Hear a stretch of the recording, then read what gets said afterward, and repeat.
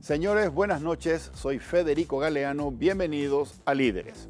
El líder invitado de hoy es el economista Santiago Peña y con él vamos a conversar acerca de la reactivación económica para el año que viene. ¿Cuáles son los objetivos del gobierno? ¿Puede el presupuesto de gastos de la nación ser a la vez austero y al mismo tiempo contracíclico? El plan Ñapuá Paraguay, que es el plan de reactivación del gobierno, ¿podrá lograr sus objetivos de reactivación económica, aun si se queda rengo? Porque desde el Congreso no planifican aprobar un nuevo endeudamiento de 350 millones de dólares que prevé dicho plan. De todas estas cosas vamos a hablar con el señor Santiago Peña. Como siempre, empezamos el programa agradeciendo a las empresas auspiciantes. Banco GNB Paraguay, Aseguradora Yacyretá, ahora somos más, Dermagloss para que tu piel muestre lo mejor de vos, Megalabs, comprometidos con la excelencia, y Santa Clara, medicina prepaga, vivamos más. Luego de la presentación de nuestros auspiciantes, conversamos con Santiago Peña, aquí en Líderes, desde los estudios de Canal Pro.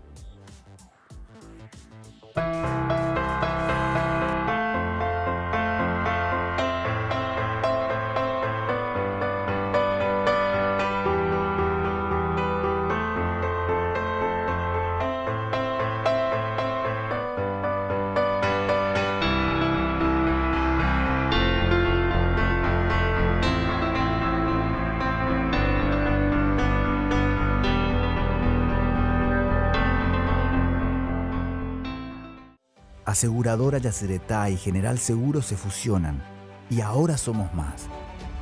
Somos más los paraguayos que sí creemos, los que acompañamos tu crecimiento, los que estamos acá junto a vos trabajando en equipo.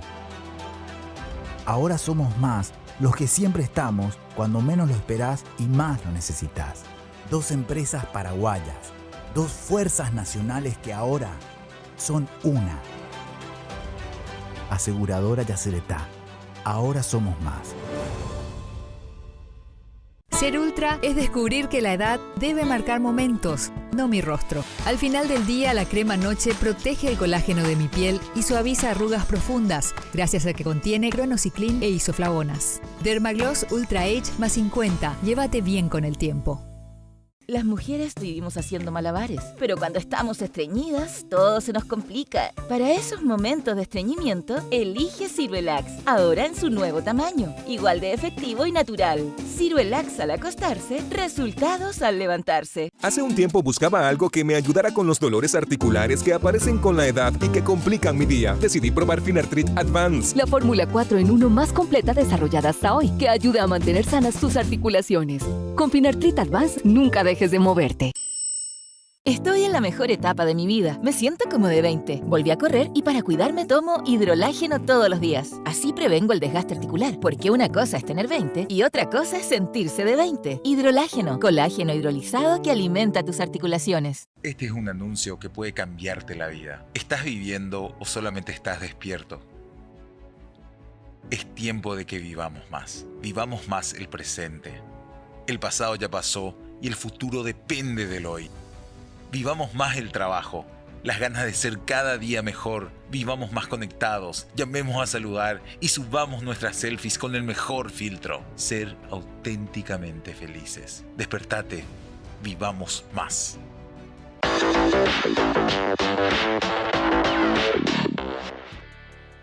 Ya estamos en compañía del señor Santiago Peña. Santiago, buenas noches. Muchas gracias por venir nuevamente a Líderes. Muchas gracias, Federico. Un gusto estar acá contigo y con toda la audiencia del canal Corpro. Gracias, Santiago. En realidad son tantos temas para hablar sobre economía en esta coyuntura tan especial de reactivación, año rebote 2021, que este programa tendría que durar 2 horas y no solamente 1 hora. Pero vamos a tratar de... Vamos a hacer lo posible de comprimir tantos temas, no solamente económicos, sino también sociales. ¿Cómo le va a afectar a todas las personas? Exactamente. Eso a mí me interesa mucho. Porque justamente uno de los temas que yo quería hablar contigo tenía que ver con eso. Se habla mucho de Paraguay es el país con el menor impacto en su economía y Paraguay es el país con mejores perspectivas de rebote económico. Sin embargo, eso parece ser o un espejismo o un exitismo infundado, porque en la calle no se siente eso, Santiago. Sí, no, y efectivamente, yo creo que ahí es donde entra la importancia de aclarar realmente cómo diferenciamos el análisis macro del análisis micro. Exacto. ¿Verdad? Cómo bajamos de los 20.000 pies de altura, que cuando miramos el país de arriba, cuando empezamos a mirar cada una de las ciudades, de los barrios, a ver cómo se están comportando ante esta situación económica. Y efectivamente, los números macroeconómicos son alentadores, pero cuentan una parte de la historia, ¿verdad? Y ahí es donde tenemos que empezar a diferenciar qué le va a pasar a aquellos sectores que no están vinculados al sector agrícola ganadero, qué le va a pasar al comercio, al servicio, a la industria. Creo que ahí hay una parte de la historia más difícil, cuando miramos el impacto en la hotelería, turismo, viajes, restaurantes, entretenimiento. La caída sigue siendo, Federico, del 100%. Entonces, ¿cómo vamos a enfrentar eso? ¿Y cómo hacemos que esa menor caída macroeconómica se traslade a la microeconomía de cada uno de los sectores? Y el set de política pública es diferente. Ya no es solamente la política del Ministerio de Hacienda o la política del Banco Central. Ahí empieza ya una política sectorial. ¿Qué puede hacer el Ministerio de Industria y Comercio? ¿Qué puede hacer el Ministerio del Trabajo? ¿Qué puede hacer la ANDE? ¿Qué puede hacer ESAP? ¿Qué puede hacer COPACO? Los diferentes estamentos de la política pública para poder ayudarle al bienestar del ciudadano. Creo que esa es la parte donde tenemos que dedicarle más tiempo. Hablar del capítulo macro. Paraguay, dentro de todo, está sobrellevando gracias a que tenía una fortaleza macroeconómica. Hay que cuidarla, principalmente en el tema de la deuda, pero tenemos que abocarnos y enfocarnos en la microeconomía, cómo hacemos que los sectores que son los más vulnerables sean los menos golpeados. Correcto. Santiago, antes de entrar, porque quiero hacerte algunas preguntas respecto a eso, ¿cómo le llamaste? ¿Set de políticas? Sí, set de políticas públicas. Exactamente. ¿Conversaste en las últimas horas con el señor Benigno López? Hablé, mantengo un diálogo muy fluido con el ministro López y bueno, en las últimas semanas, últimos días también mantengo un diálogo muy fluido. ¿Y esperabas vos que él deje el Ministerio de Hacienda para irse a... Era una posibilidad que se hablaba ya desde el mes de enero, ¿verdad? La posibilidad de que Paraguay pueda tener acceso a un cargo que nunca antes había tenido un paraguayo en ninguno de los organismos multilaterales, ¿verdad? Y fue realmente una negociación minuto a minuto. Efectivamente, hace unos días se confirma de que el presidente del BID le ofrece a Paraguay el cargo de la vicepresidencia de sectores y conocimiento. De las 4 vicepresidencias que tiene el BID, es la más importante. Entonces creo que él va a ir a ocupar probablemente el cargo que ningún otro paraguayo haya tenido en la historia de nuestro país. Y es un reconocimiento realmente al gran trabajo que ha hecho Paraguay en materia económica a lo largo ya de casi 20 años. Y en esto también, Federico, y no lo he dicho todavía, pero hay también un reconocimiento al presidente Mario Abdo Benítez, que ha sabido tejer alianzas internacionales que le permitieron conseguir ese espacio, no solamente obviamente para el ministro de Hacienda, que es su hermano, pero en realidad es para el Paraguay y no hay que subestimar el impacto que eso representa, ¿verdad? Paraguay siempre ha sido un leal compañero con países grandes, como Estados Unidos principalmente. Pero esas lealtades y esas buenas relaciones nunca se han trasladado en un beneficio tan tangible como representa hoy que un Paraguay ostente una vicepresidencia del organismo multilateral más importante de nuestro hemisferio. ¿Quién preside hoy el BID? Hoy preside, a ver, desde el 1 de octubre, Mauricio, no me acuerdo el apellido, tiene un apellido compuesto, ¿verdad? Él era un referente muy importante del gobierno del presidente Trump, ¿verdad? Sí. Era el que miraba los temas del hemisferio occidental en el Consejo de Seguridad Nacional y hoy va a tener esa representación, primera vez que un americano también está al frente de esa institución, Mauricio Claver Carón. Correcto. ¿Qué beneficios podemos nosotros como país recibir o percibir a partir de que un paraguayo ocupa esa vicepresidencia tan importante? Y mira, esto se maneja en 2 diferentes ámbitos.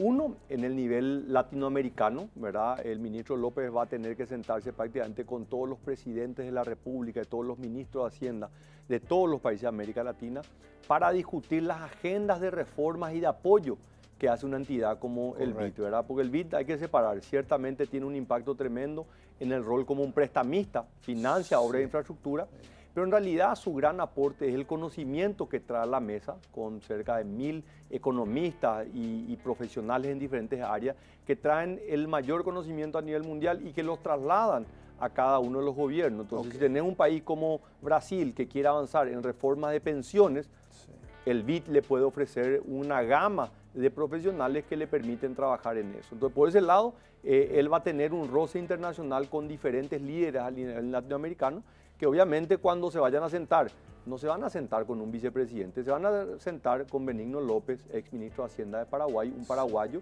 que hoy es quien está al frente de esa área muy importante. Correcto. Y el otro rol también que para Paraguay va a ser importante, que como vicepresidente del BID, él se va a sentar con otros vicepresidentes y con otros presidentes de organismos multilaterales, el Banco Mundial, la CAF, la OECD en Europa, el Banco de Inversiones Asiático, la Unión Europea en su conjunto más amplio, que eso también le va a poner a Paraguay en el mapa a nivel internacional. Entonces, esto tiene es parte de una agenda de posicionar al Paraguay de una manera importante. Nosotros lo intentamos, ¿verdad? Pero lastimosamente no pudimos. A mí me tocó promocionar la candidatura de Rubén Ramírez Lescano, que era canciller nacional, cierto. Y lo propusimos como presidente de la CAF en el año 2016 y nos quedamos apenas un voto de que él pueda ser presidente de la CAF, ¿verdad? Entonces Paraguay venía luchando hace muchos años en tener una mayor relevancia a nivel internacional y en eso yo, que obviamente he sido a veces muy crítico del presidente actual,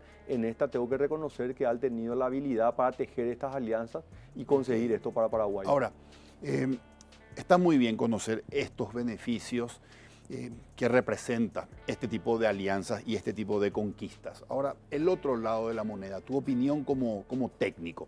A partir de un año 2019, que fue un año de crisis, el Ministerio de Hacienda cobró cierta supremacía entre los demás ministerios. Es decir, todos estamos viviendo tiempos muy económicos o muy economicistas y eso se profundiza con la pandemia. Ahora, si bien hay algunas personas que critican la gestión del señor Benigno López al cargo de ministerio, para cierto sector de la población, su cargo de ministro representó cierta garantía respecto al saber hacer, porque él ya integraba equipo económico en el gobierno anterior, conoce los planes de reforma que se venían trabajando y además a eso sumémosle, es el hermano del presidente de la República, es decir, el Ministerio de Hacienda de alguna manera estaba manejado por el hermano del presidente, mucha confianza y mucho conocimiento con todos estos planes que venía manejándose. ¿No te preocupa su salida en ese sentido? Claro que preocupa. Siempre el cambio de un ministro de Hacienda es preocupante, ¿verdad? Yo creo que no hay que subestimar y obviamente depende mucho de los perfiles, ¿verdad? Hay algunos que tienen mayor visibilidad o menor visibilidad, pero el cargo de ministro de Hacienda, en mi opinión, ¿verdad? No es porque yo haya estado ahí, pero es el cargo más importante, no solamente ministro de Hacienda, agente recaudador, distribuye los recursos, es también jefe del equipo económico, presidente del Consejo de Empresas Públicas, es el principal coordinador del gabinete, ¿verdad? No solamente el gabinete económico, el gabinete en general. Entonces tiene una relevancia enorme y en este periodo se dio la adicional que aparte el ministro es no solamente una persona que ha trabajado en el gobierno anterior, ha trabajado a lo largo de los últimos 30 años, ¿verdad? Benigno López ya en los 90 era un actor importante en el medio de las crisis financieras que vivía y que tenía al Banco Central como un actor principal en ese proceso de contención de la crisis y de recuperación con leyes muy importantes que fueron promulgadas a mediados y finales de los 90.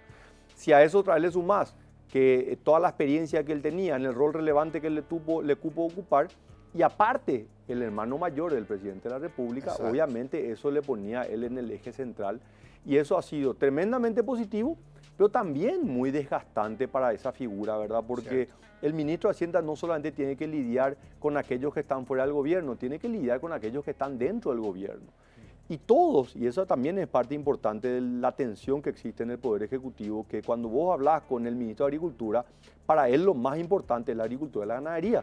Cuando hablas con el ministro de Obras Públicas, lo más importante es la obra pública. Él no está pensando en la sostenibilidad fiscal, en los límites de la deuda. Es el trabajo del ministro de Hacienda. Entonces, cada uno está tratando de estirar hacia su lado. Y es hasta normal, es hasta deseable. Y toda esa presión cae sobre... Toda esa presión cae sobre una persona. Entonces, hoy en esta estructura, y ya estamos ya en la segunda mitad de este gobierno, ¿verdad? Ya estamos prácticamente en tiempo de descuento. El cambio que se va a dar y va a generar un poco porque no hay dos hermanos de Marito que puedan ser ministros de Hacienda, ¿verdad? Ciertamente Marito tiene otros dos hermanos, ¿verdad? Y una hermana, pero ninguno que tenga la experiencia y el perfil que tenía Benigno López. Entonces, no vamos a tener otro ministro de Hacienda que tenga el poder que tenía Benigno López. Pero eso no quiere decir que no podamos tener un buen ministro de Hacienda que pueda de alguna manera entender las fuerzas cómo se dan en este momento, ¿verdad? Okay. Yo particularmente entiendo de que la decisión de designar a uno de los 3 viceministros que pueda continuar este trabajo es lo que le va a llevar a Marito a encontrar a su próximo ministro de Hacienda. Los 3 con un conocimiento acabado de la burocracia pública, son personas formadas dentro de la casa y obviamente van a tener el desafío, pues son 3 personas relativamente jóvenes, de mostrar en el oficio si realmente están a la altura de las circunstancias, ¿verdad? Y te habla alguien que fue designado ministro con 36 años y yo estoy seguro que mucha gente tenía sus dudas si yo iba a estar a la altura del desafío de poder administrar un gabinete y un gabinete económico con figuras realmente descollantes, ¿verdad? Un Carlos Fernández Valdovinos, doctor en economía por la Universidad de Chicago, un José Molinas, PhD en economía por la Universidad de Amherst, Lea Jiménez, que tenía también un doctorado, ella era secretaria del equipo económico, un Gustavo Leite, Exacto. un Yoyo Loizaga en la Cancillería, o sea, figuras realmente de mucha experiencia y mucho roce a nivel internacional. Y bueno, creo que también ahí tuvimos la habilidad y por supuesto el apoyo que me dio en su momento el presidente Carter para llevar adelante esa gestión. ¿Y a quién lo designarías vos como ministro si tuvieses vos que elegir? Mira, es difícil, Bérico, porque yo podría estar de alguna manera siendo injusto. Yo creo que los 3 tienen excelentes cualidades.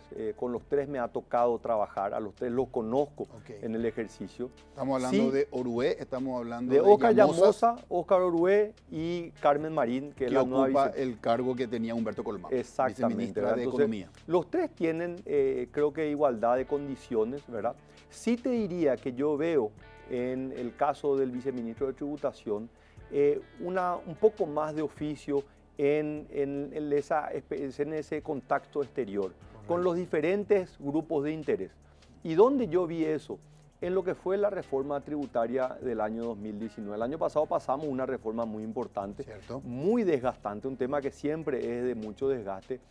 Y vi a un Óscar Orué con mucho oficio de poder articular los diferentes grupos de interés, gremios empresariales, gremios de contadores y auditores y también las necesidades que tenía desde el gobierno, ¿verdad? La administración central. Cierto. Entonces, en eso yo le doy mucho crédito a la capacidad que tuvo él y por supuesto también no desconocer el rol que tuvo quien era en ese momento también viceministro de tributación, el señor Domínguez, ¿verdad? Que hoy está como gerente financiero de Itaipú. Exactamente. Ahora, el señor Bergen también ya ocupó ese cargo.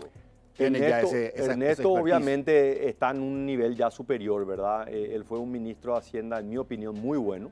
Yo realmente me tocó llevar a un joven economista en el Banco Central.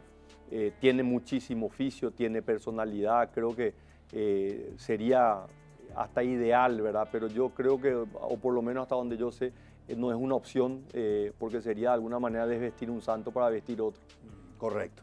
Santiago, a partir de esta pandemia, ¿cuántos años nos retrasa económicamente?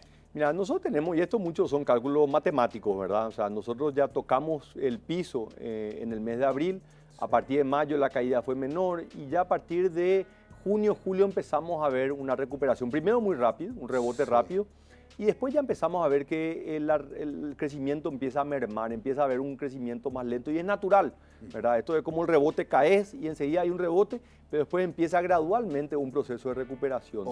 Lo que nosotros hoy estamos viendo en base a las proyecciones que estamos realizando es que nos llevaría al menos 24 meses que todos los sectores económicos se puedan recuperar.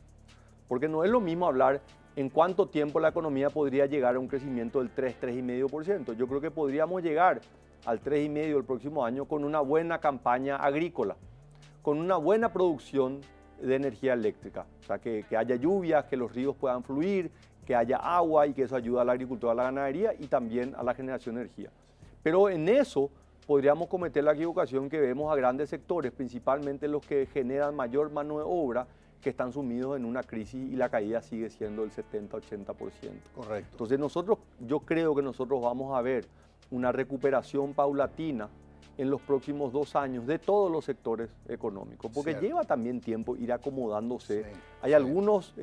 dentro del sector que se han acomodado más rápido, ¿verdad? Y en esto no estoy diciendo nada nuevo, ¿verdad? Correcto. Darwin hablaba de la teoría de la evolución y de las especies que no es la especie más fuerte y más grande la que sobrevive a los cambios, sino la que más rápido se adapta a esos cambios. Cierto. Entonces yo creo que esta es nuevamente una oportunidad para que no solamente no muramos como empresarios o como empresas, sino que podamos salir fortalecidos y podamos salir a conquistar nuevos mercados. Ok. Santiago, 24 meses estaríamos hablando de primer trimestre o segundo trimestre 2022 Sí. para que todos los sectores estén recuperados. Sí. Ahora, en términos de tiempo perdido, es como que nos vayamos a Buenos Aires por tierra Sí. y nos encontremos de repente con un piquete Sí. y ese piquete nos demora 3 horas. Sí. Entonces nuestro viaje tenía previsto llegar en 12 horas a Buenos Aires y lo vamos a terminar haciendo en 15 horas. Sí. Está bien que yo diga, Paraguay tenía que haber llegado, te voy a poner un número así, Sí. cualquiera, tenía que haber llegado a un PIB año per cápita de $6.000 en el año 2023, fin del gobierno del presidente Mario Abdo. Pero pandemia mediante, vamos a llegar a ese monto 2 años después. Sí, entiendo el punto y te voy a hacer más fácil todavía. La pregunta es, si nosotros miramos la trayectoria que tenía la economía paraguaya Ok. antes de la pandemia, ¿Con qué inercia venía? ¿cómo venía comportándose la economía? En condiciones normales, nada fantástico, no es que Correcto. encontrábamos petróleo en el Chaco o que, no sé, por alguna razón la negociación de Itaipú generaba un ingreso masivo de recursos paraguayos. Esto los economistas decimos ceteri paribus, o sea, con las condiciones, sin ningún cambio en las condiciones. Cierto. Y lo comparamos con la situación actual y el proceso de recuperación, Cierto. nos encontramos que Paraguay pierde cerca de 20.000 millones de dólares. Esa es la pérdida en términos económicos de esta pandemia. Este es un cálculo que lo hizo Carlos Fernández Baldovino, lo publicó hace unas cuantas semanas a través de sus redes sociales. Y creo que es bastante interesante, ¿verdad? Porque es un cálculo matemático que él hace. Él compara la trayectoria que tenía la economía paraguaya, como vos bien te estabas diciendo, si mantenía ese ritmo, Correcto. versus lo que hoy ya sabemos que ocurrió en el 2019 y en el 2020, y lo que va a llevar el proceso de recuperación. Y esa pérdida, estamos hablando de cerca de 20.000 millones de dólares. Estamos Un monto hablando- tremendo. Exacto, estamos hablando de un monto aproximado del 50% del PIB año Paraguay. Así mismo, es así mismo. Entonces, y eso se traslada en menores salarios, en menores empleos, en menores recursos para tributación. Solamente este año, tributación, ¿verdad? Está recibiendo 600 millones de dólares menos a lo que estaba esperando poder recibir. O sea, 600 millones de dólares que no se pudieron utilizar para probablemente programas sociales, salud, educación, o que tuvieron que ser cubiertos con un aumento del endeudamiento, que lo vamos a tener que pagar todos los paraguayos el día de mañana. Correctísimo. Santiago, ¿en qué cambió las proyecciones económicas de Basanomic septiembre 2020 versus Basanomic abril 2020, cuando recién estábamos empezando las consecuencias del confinamiento y las perspectivas Basanomic eran bastante más negativas que septiembre? Sí, cambió muchísimo. Nosotros estábamos estimando que este año iba a ser un año de recuperación. La agricultura y la ganadería se iban a comportar mucho mejor, principalmente porque el año pasado hubo una caída importante.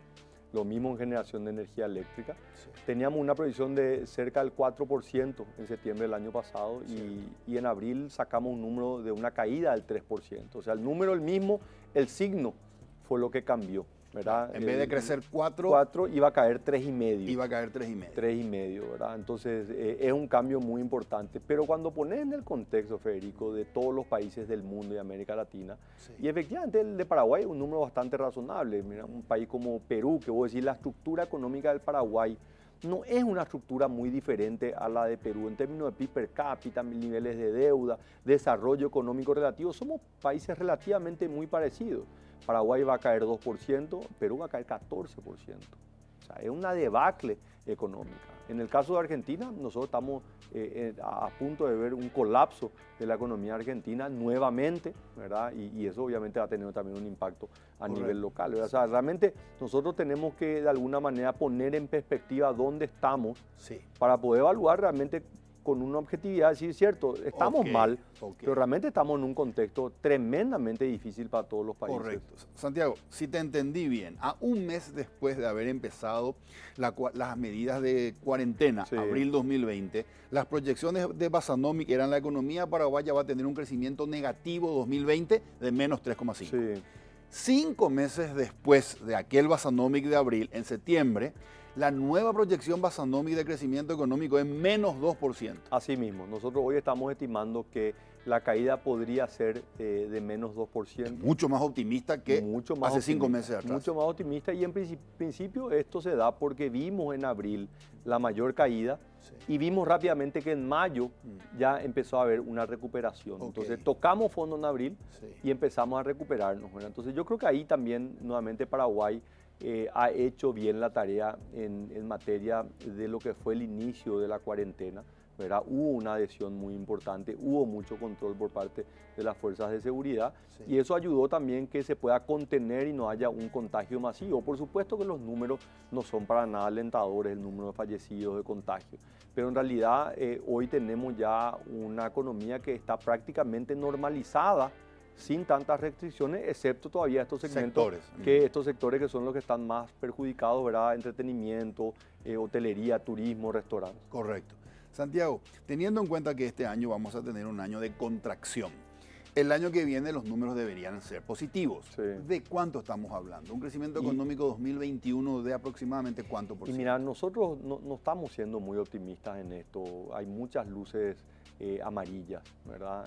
Hoy sabemos que esta situación de sequía se va a prolongar. Es oficial ya que tenemos la mayor bajada del río en la historia del Paraguay. En términos de lluvia, han habido episodios de menor lluvia, pero en términos de navegabilidad y obviamente no es lo mismo analizar las condiciones del río en el 2020 con el volumen del comercio que tiene Paraguay que compararlas con el año 70 y pico, ¿verdad? Donde el comercio del Paraguay era mucho menor.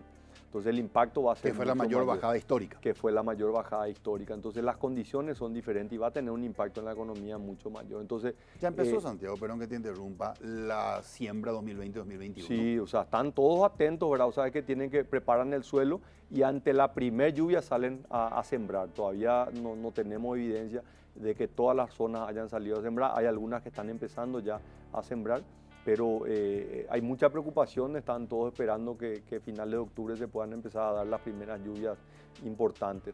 Entonces, para el próximo año no tenemos que ser muy cautos todavía, ¿verdad?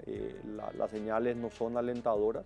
Sí va a haber un efecto de una gradual recuperación en base a lo que habíamos visto y mencionado este año. Pero el número que nosotros estamos viendo está alrededor del 3,5% de crecimiento para el próximo año, ¿verdad? Entre 3 y 3,5%. Y 3,5%, ¿verdad? En base a la información que tenemos hoy, ¿verdad? Correcto. Entonces, atende este dato, ¿verdad? O sea, la economía paraguaya venía creciendo a un ritmo cercano al 4% en promedio los últimos 15 años, entre el 2003, 2005 hasta el 2020, ¿verdad? En el 2019 el crecimiento fue 0. Este año la caída puede ser del 2,5%, 3%. El año que viene puede haber una recuperación del 3, 3,5%. En promedio, estamos hablando de los últimos 3 años, va a ser 0. Y la población sigue creciendo a un ritmo cercano al 2%. Entonces el PIB per cápita ha caído en los últimos 3 años, o va a caer en estos 3 años en un promedio del 2%. Correcto. Entonces la torta económica puede mantenerse igual, pero cada vez hay menos para todos los paraguayos. Y lo que hoy sabemos, que no es solamente un problema de pobreza, nuestro principal problema es la desigualdad. Porque puede haber en el número macroeconómico un estancamiento económico, pero ¿cómo se distribuye otra vez esa torta? Dentro del PIB tenemos sectores de ingresos altos que sabemos que su ingreso sigue creciendo. Entonces quiere decir que no hay un estancamiento para todos. En los sectores más vulnerables hay una caída tremenda en los niveles de ingresos. Y eso tenemos que tener cuidado. O sea, que a mí siempre me gusta hablar de estos temas en mi sombrero de ex ministro de Hacienda, pero también de ex candidato, porque los problemas económicos se trasladan a problemas sociales y los Correcto. problemas sociales erosionan nuestra democracia, ¿verdad? La democracia tiene que darle solución a esas grandes demandas que nosotros todavía tenemos como una deuda social. Ok. Quiero después volver a tocar este tema porque como vos dijiste, el impacto de lo económico en lo social es algo sumamente delicado. Ya veníamos con cuentas pendientes, Así mismo. ¿verdad? Y ahora esto puede profundizar eso. Pero antes de eso, Santiago, crecimiento 2021 podría ser, esto es muy cauto, ¿verdad? Sí. Entre 3 a 3,5%. Sí. ¿Los tres sectores básicos de la economía tendrían crecimiento positivo? Mira, la agricultura va a depender de la campaña agrícola. O sea, ahí es binario. Llueve, va a haber un buen desempeño. No llueve, puede haber una caída, porque este año fue un año récord. Sí. Este 2020, Sí. que es lo que explica de alguna manera por qué Paraguay es el país que menos cae.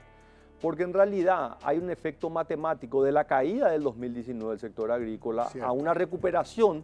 Hay un gran empuje, hay un gran número positivo que es la agricultura, que de alguna manera les tira para que el número negativo de todos los otros sectores amortigua, ¿verdad?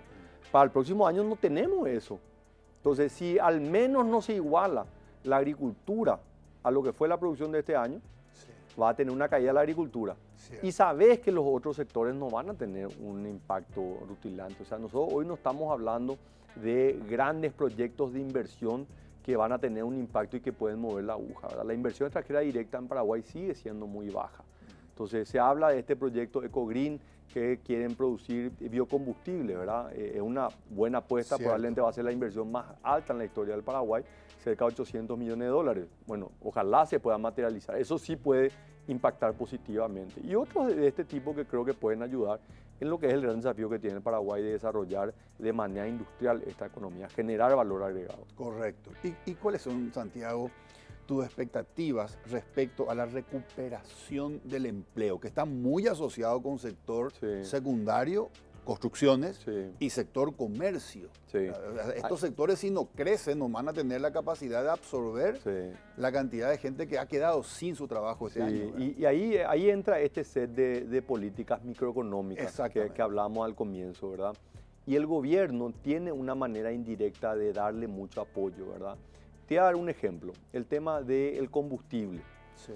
Ciertamente hoy hay competencia privada, hay diferentes operadores privados, pero el rol que cumple la empresa pública es demasiado importante porque tiene una capacidad de regular los precios, ¿verdad? Esto en el mundo, no solamente en Paraguay, funciona muchas veces en forma de oligopolio, carteles, ¿verdad? De hecho, el cartel más importante es OPEC, la Organización de Países Exportadores de Petróleo. Entonces, tenemos que entender, y a nosotros nos tocó eso, ¿verdad? Disminuir de manera gradual y cada año el precio del combustible. ¿Y eso qué hacía? Le permitía al ciudadano tener más dinero en su bolsillo para gastar en otra cosa, ¿verdad? Porque el combustible, sea de manera directa para cargar en tu vehículo o para subir al transporte público, te afecta en el presupuesto de aquel asalariado, ¿verdad? Correcto. Entonces, disminuir el precio del combustible fue una medida microeconómica de alto impacto. Disminuir el precio del gas, este programa Ñandé Gas, ¿verdad? De que pueda entrar el camioncito de Petropar a los diferentes barrios a cargar la garrafa por 50.000 guaraníes. Fue un impacto muy positivo, ¿verdad? Porque le permitía no solamente a la ama de casa, sino a la que tenía una despensa que venía empanada, que el costo de producir esa empanada se pueda disminuir, ¿verdad? Otra medida microeconómica fue el tema del cemento. Hoy hay una oferta privada de cemento, sea importación o producción. Se está construyendo la mayor planta de cemento en Concepción, SECOM, ¿verdad? Que va a estar en operaciones en los próximos años. Pero INC sigue siendo un factor importante en la regulación del mercado.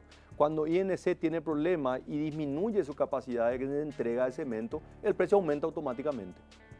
Entonces creo que el gobierno tiene herramientas donde puede trasladar una política pública microeconómica que genera buenas condiciones.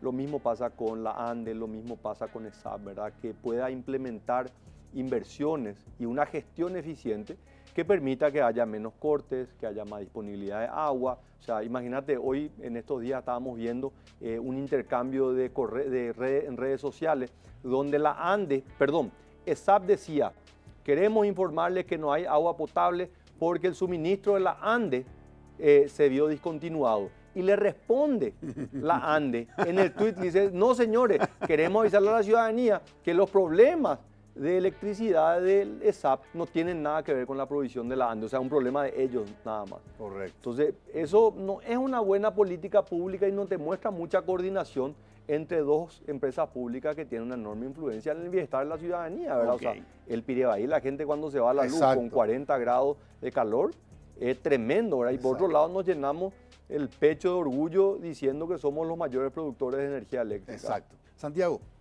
además de estas medidas, disminución del precio del combustible, disminución del precio del gas, la ANDE, ESAP, etcétera, dentro de este set de políticas públicas, es muy importante las medidas de protección social, las redes de protección social o planes de subsidios.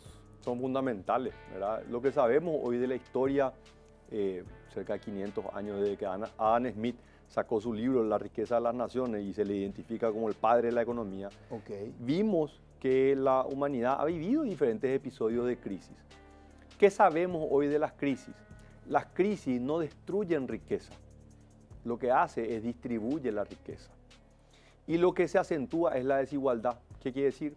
Que el que tiene durante una crisis tiende a tener más y el que tiene poco tiende a tener menos. O sea, se acentúan las desigualdades.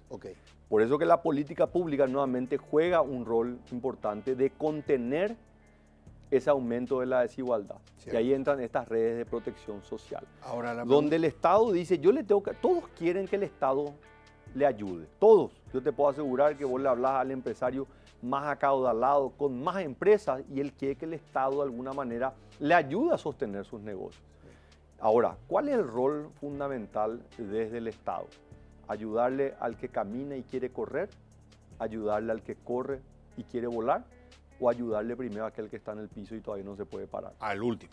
Exactamente. Entonces, la red de protección social, en un ambiente donde los recursos siempre son limitados y las demandas son infinitas, tiene que concentrarse en aquel que menos tiene para que pueda pararse y empezar a caminar y salir de ese círculo ese círculo vicioso de la pobreza. Ahora, Santiago, permitime un comentario personal Sí. y decime vos cómo tengo que manejarme.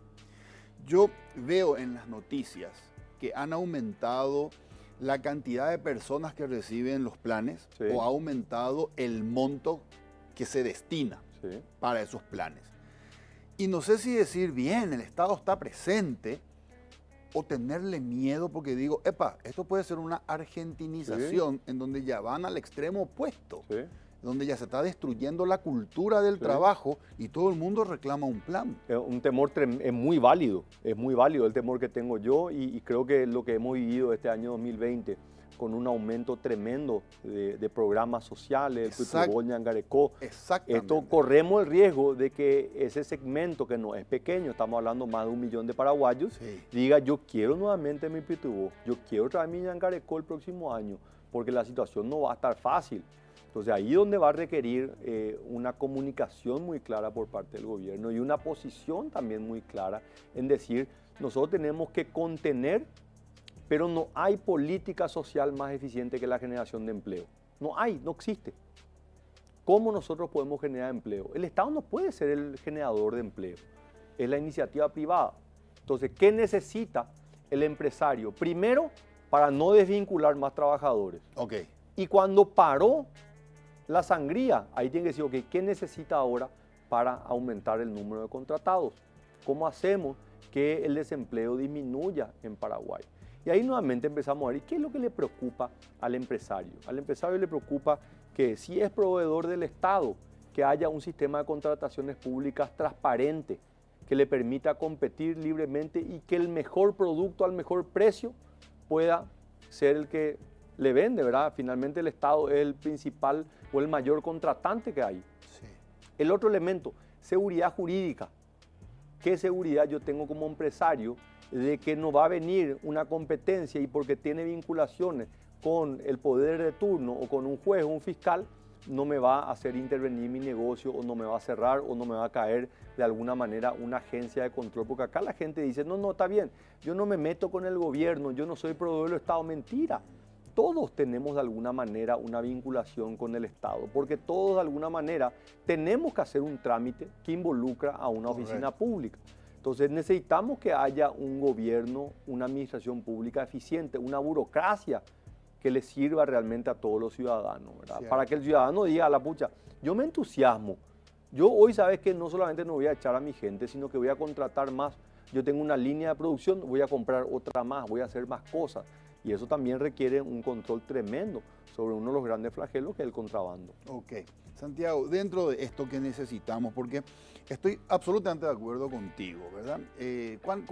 ¿Cuánto es la relación entre inversión privada e inversión pública? ¿5-1? 5-1. 5-1. 5-1. $1.000 millones la inversión pública, $5.000 millones al año la inversión privada. Y esa es la que tenemos que incentivar para volver a generar fuentes de trabajo. Así mismo, la inversión privada, que es principalmente una inversión interna, pero también tenemos que levantar la inversión extranjera directa, donde Paraguay es solamente la mitad del promedio de América Latina.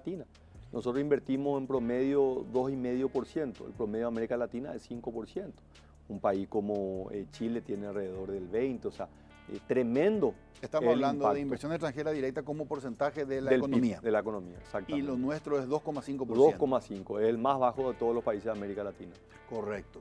Santiago, ahora, necesitamos fortalecer para generar esas inversiones el sistema financiero público estatal. Sí, yo creo que se está haciendo. Yo creo que yo creo que parte de esta crisis nos deja algunas enseñanzas, ¿verdad? Vos sabés que es un largo anhelo el tener un banco de fomento, un banco de desarrollo que pueda ser una fuerza importante que complemente a la iniciativa privada, ¿verdad? Acá no es una cuestión de uno versus el otro, sino que complemente a la iniciativa privada, ¿verdad? Y para esto se trabajó a lo largo de los últimos años, ¿verdad? A mí me tocó impulsar una ley de reforma de la Carta Orgánica del Banco Nacional de Fomento y también un esquema que permita poder nombrar personas realmente del más alto nivel al frente de la institución.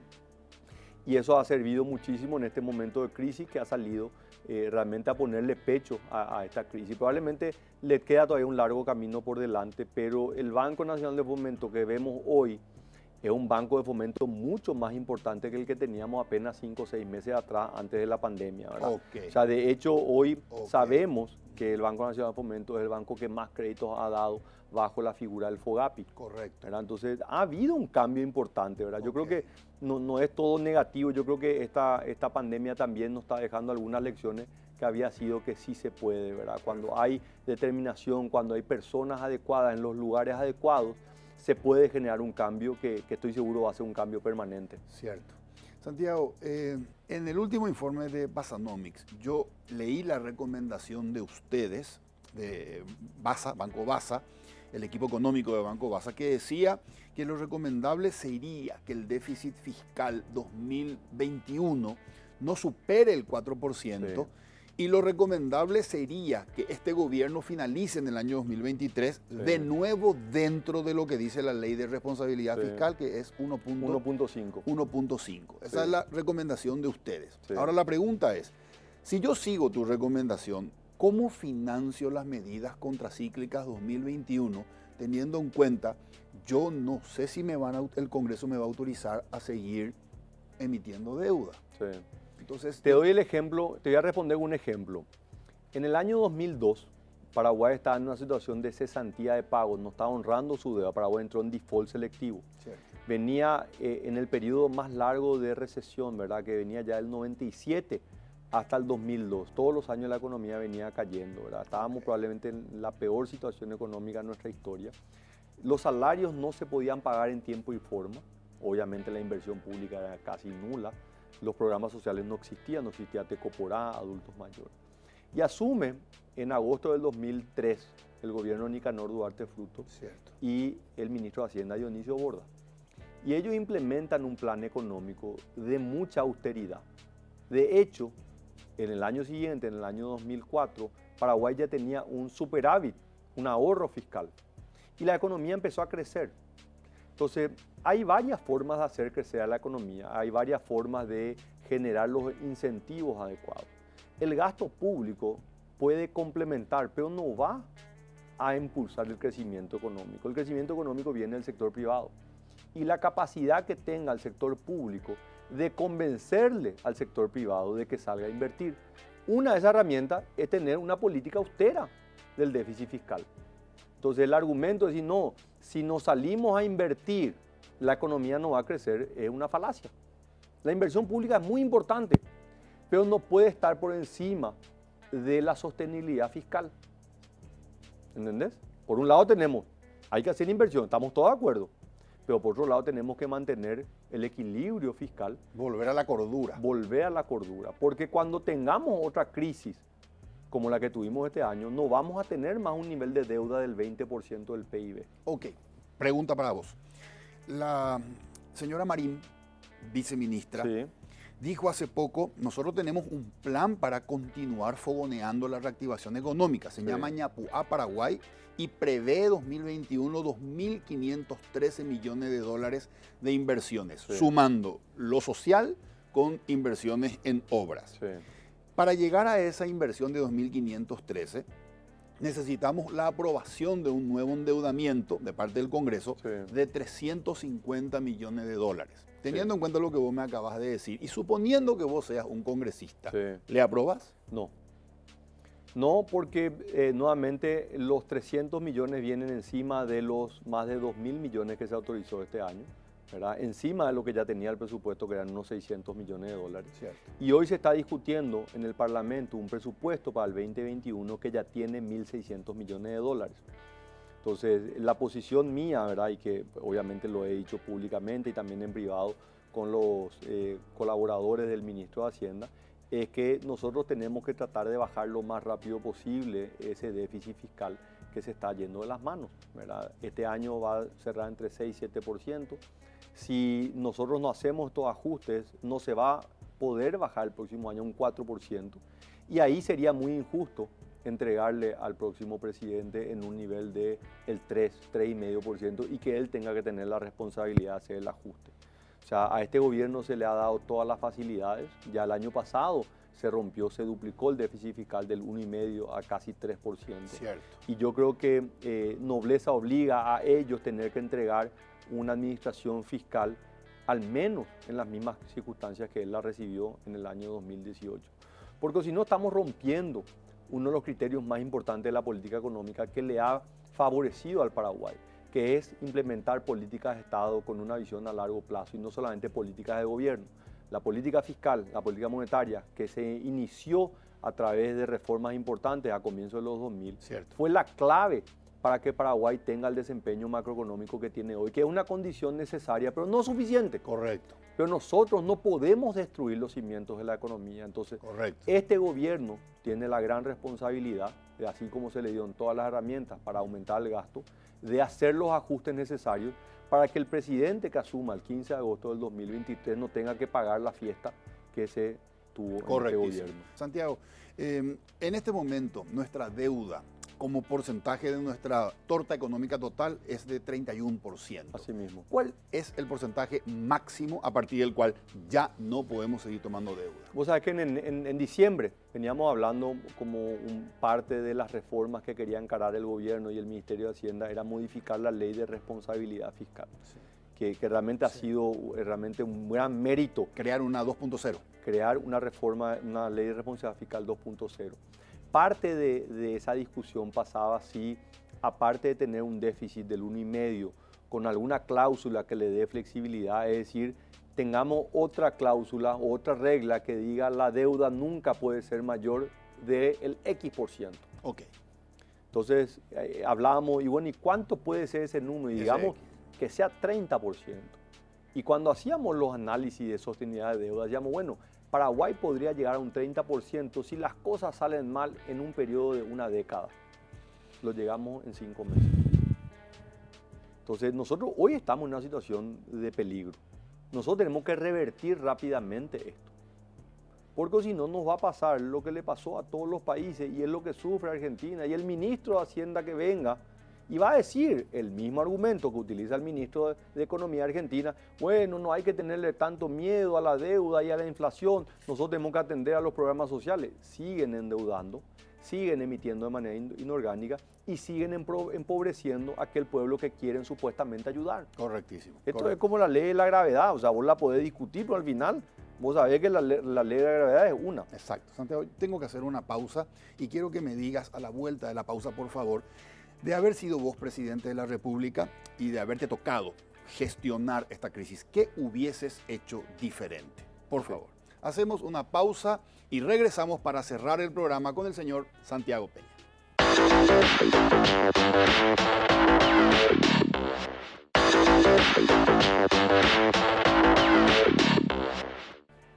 Seguimos en compañía del señor Santiago Peña. Santiago. Bueno, mira, es un tema que obviamente se presenta mucho si yo hubiese estado, ¿verdad? Creo que la mayor diferencia hubiese sido en la coordinación de los esfuerzos, ¿verdad? Y en esto voy a ponerlo gráficamente, ¿verdad? El país es como una gran carreta y caímos en el fango, en el lodo, en el barro y le está costando moverse.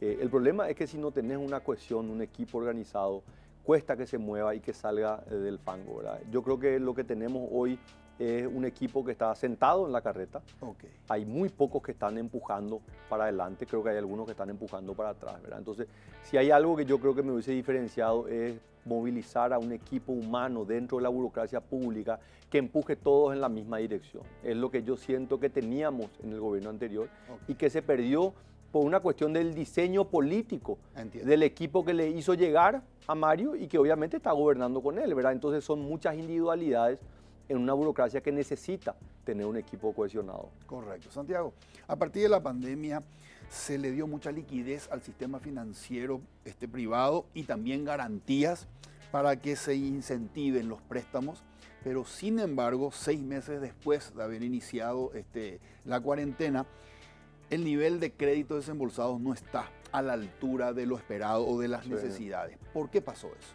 Se da por 2 razones. Uno, la liquidez es una liquidez principalmente de corto plazo. O sea, toda la liquidez que puso a disposición el Banco Central es una liquidez que el Banco Central un día se levanta y la empieza a succionar nuevamente. Sí. ¿Verdad? Los encajes pueden aumentar, la tasa de interés de política puede aumentar de un día para otro. Tenemos la expectativa de que eso no ocurra, pero nadie te asegura que el próximo mes empiece a haber una escalada de precios, la inflación suba y el Banco Central tenga que empezar a prender la aspiradora para meter toda la liquidez. Entonces, ¿cómo hacemos para resolver eso? Paraguay tiene muchos recursos a largo plazo, que son los ahorros previsionales. Muy cuestionado, sí. Es un tema tabú y requiere un programa entero que lo discutamos.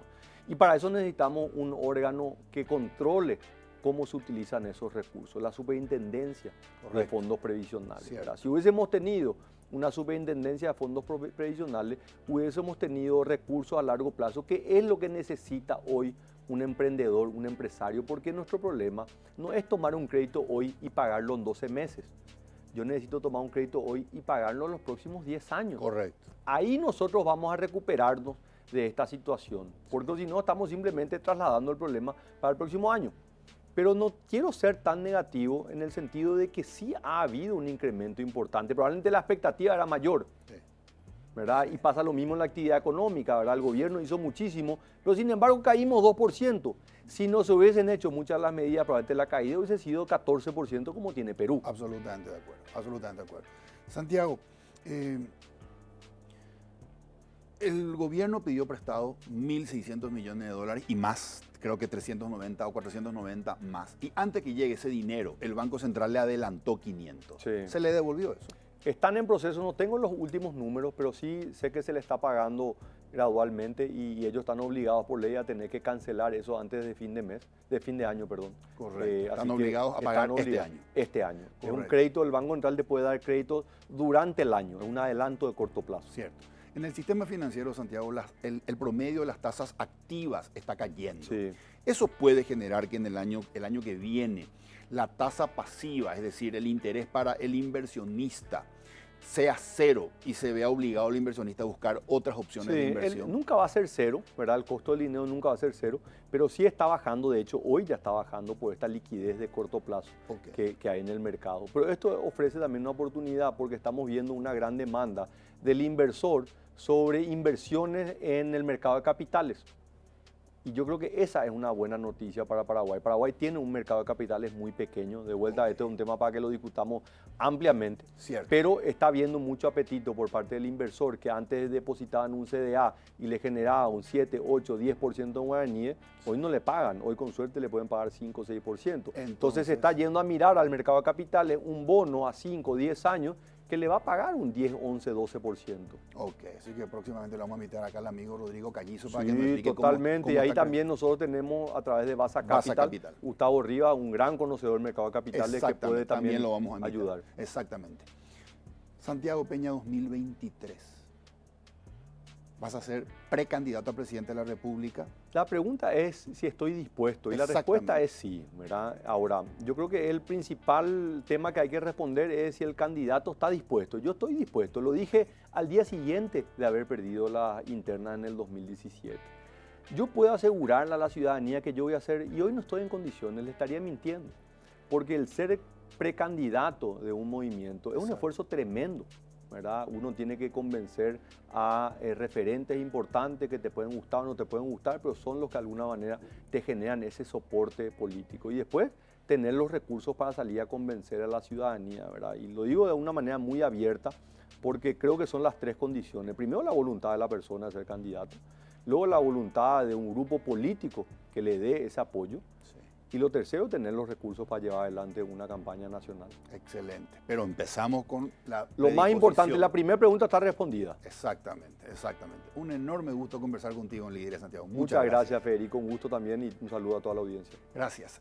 Soy Federico Galeano, esto fue Líderes. Buenas noches.